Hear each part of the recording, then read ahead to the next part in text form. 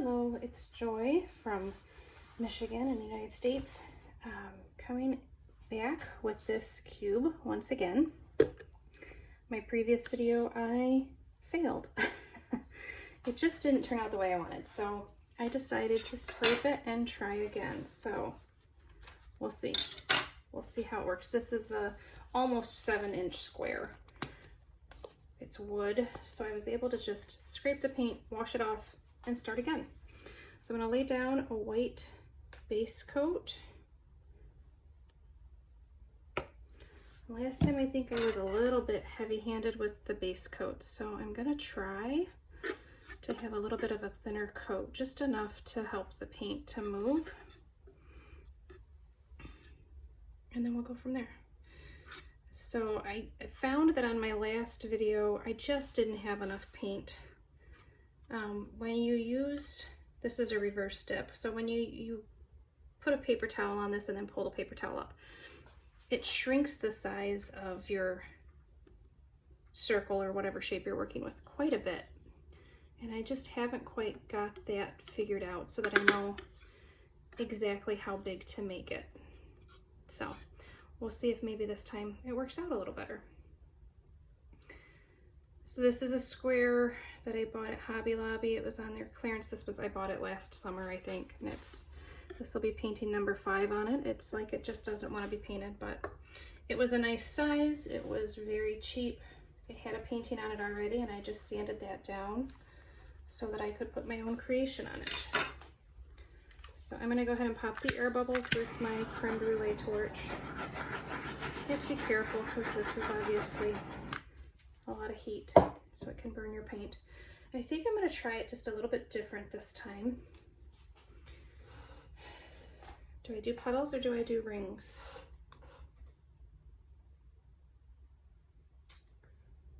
I think I'm still going to try a puddle. This is my iridescent white, so it's just titanium white with iridescent medium added.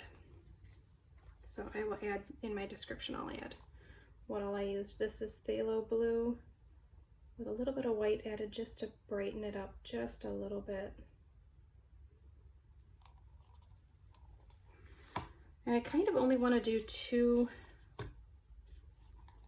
layers of color. Go through my colors that I have twice.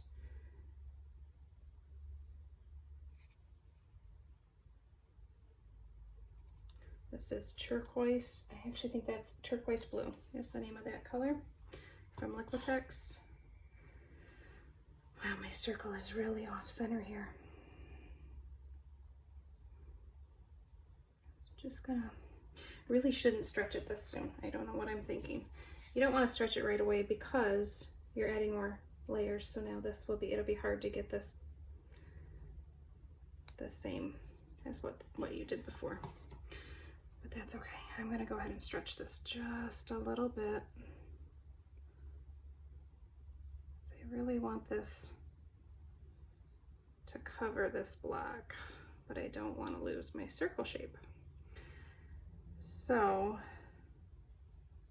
when you do this, first of all, I don't know that tilting is even the right method, so maybe don't tilt yours till you see how mine turns out. Maybe it'll work, maybe it won't.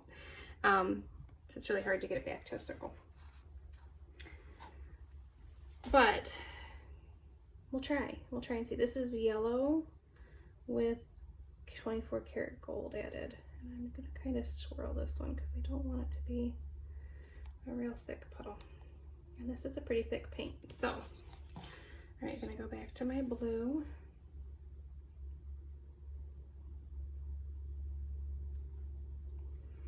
And then a little bit more of that iridescent white.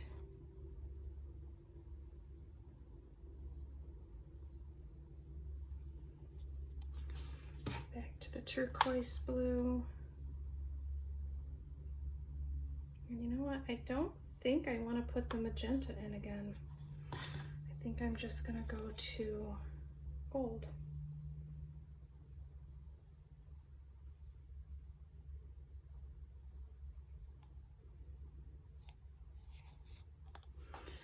And just for the fun of it, I am going to swirl a little bit of that magenta over top. Just kind of swizzle it around and see what that adds. That might be the worst decision I made, or it might be okay.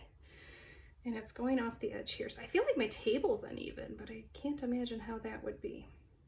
But we'll just stretch it back a little. And that may mess up my sheet, but I'm not gonna worry about it. No stress. All right, so what I wanna do is just add like little indications of a petal. So I'm just going to drag my skewer. That's a whole lot of paint on this. So the flat end of the skewer. Sorry, I'm having a hard time telling where I am here. Okay, so this flat end, not the pointy end. I'm gonna go through and drag it to the center, wipe off in between each time. And you know, I'm just doing whatever my little heart desires. So wherever I feel like there should be another petal, I'm gonna go ahead and add one. There's a baby squirrel out on my deck. I love having my art room. I've got windows right to my deck, and it's a great spot. I can watch the wildlife, especially while I'm mixing paint, because that's kind of a slow, tedious process. I'm just gonna, that didn't go quite like I wanted. Pull that out. I'm not sure that I'm making the right call here, but it's fun. So let's just have some fun today. Ooh, this one's gonna be here. Let's turn this. There we go, that's a little bit easier.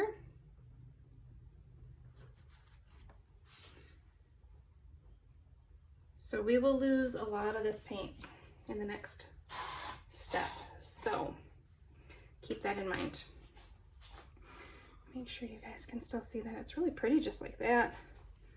But I want to see this process all the way through. I have tried this particular type of painting several times. It's never been a success. So this was probably not the best one for me to start with. But last time I did a wet paper towel. Today I'm going to do, or this time I'm going to do dry.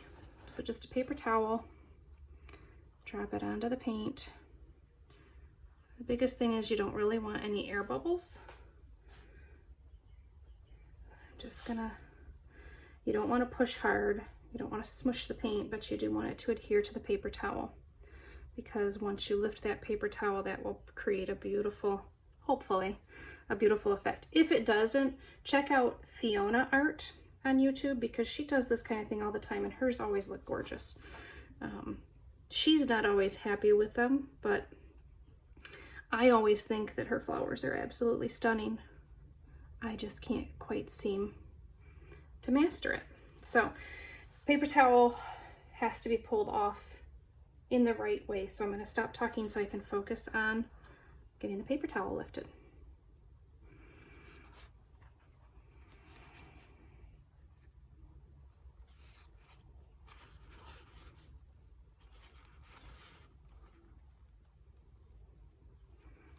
Oh, that's better than my last one. I don't know about that yellow line, but I'm just gonna let this develop for a minute. I'm gonna give it a little tilt this way.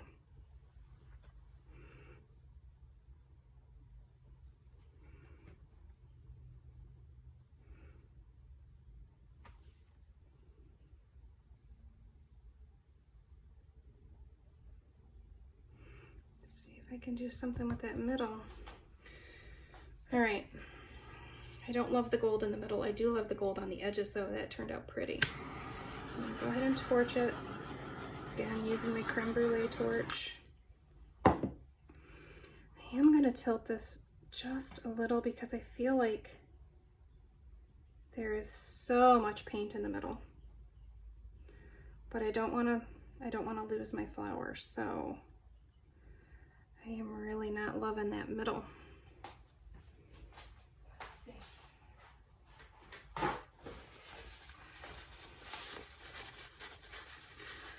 This is the dangerous portion of the project because I could really flub it up here, but get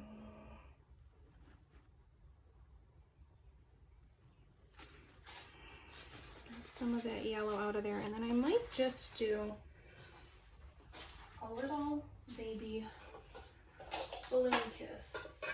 So this is just a regular balloon. If I can show you guys, it's got water in it, so it gives it a little bit of weight. I hold it like this, same way Julie does, and I just gotta do something with that middle. Okay, I think that's better. I still don't like this blob of gold, so let me see if I can kind of break it up a little.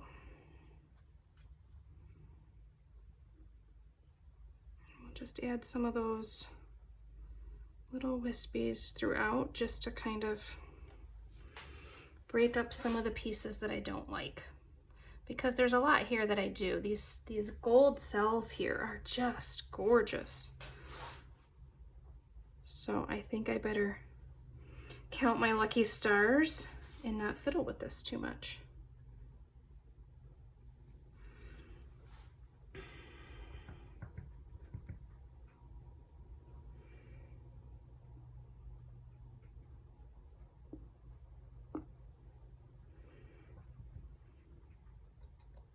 Don't like all the white in that center, so maybe if I can just kind of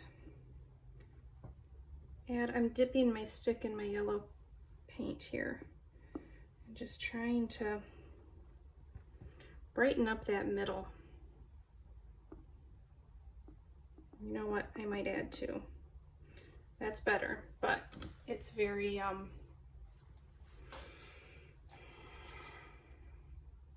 very bland. I wish I had not put that iridescent white in the middle, but that's okay. All right, I'm just gonna add some pink.